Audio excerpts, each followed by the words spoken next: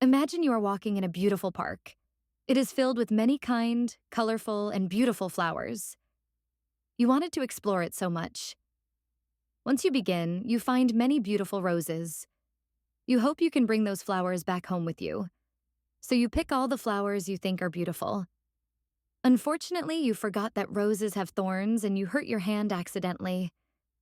You think that you will never pick that rose again, and you move on. After you walk certain steps, you find another beautiful flower. This time, you pick the flower carefully, and this time, not as much as the first one. You only pick 3 flowers. You bring them together along in your exploration journey. But the longer your journey with the flowers, the more it withers and slowly begins dying. You feel heartbroken seeing the most beautiful, as you know now, flower is dead, but you have to continue your journey. Finally, you found another beautiful flower. It may not be as beautiful as the previous one, but you feel peace inside yourself by just looking at it, and you decide to take it home with you. As you may be aware and know, the analogies of flowers and garden represent our life.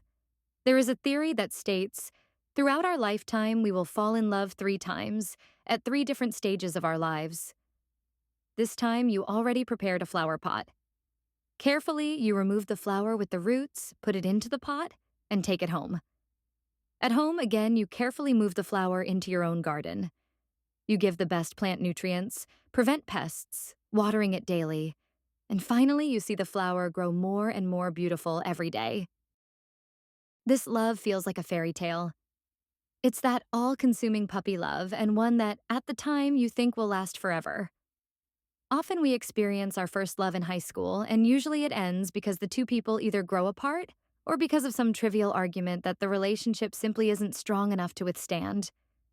This love is usually more surface level, with more importance placed on how the relationship might look to others. While it certainly feels like true love at the time, it's not usually the deep, raw love that you'll experience later on. The heartbreak can feel immense initially, but you usually recover from it quickly. Like picking up the roses, we fell the thorn, we hurt ourselves, but since it is in a short time, we begin to heal and quickly move on. As we fall into this intense love story, the relationship becomes a mirror into our soul. We see all our insecurities, our needs, and our desires staring back at us. In this relationship, we may experience jealousy, fear, and self-doubt that we've never felt before. The relationship comes with massive highs and dramatic lows. We often try to mold the other half into our perfect partner, and we try to mold ourselves to become theirs. This is the love that feels like a roller coaster, and the one that can leave us feeling guarded, distrusting, and hurt.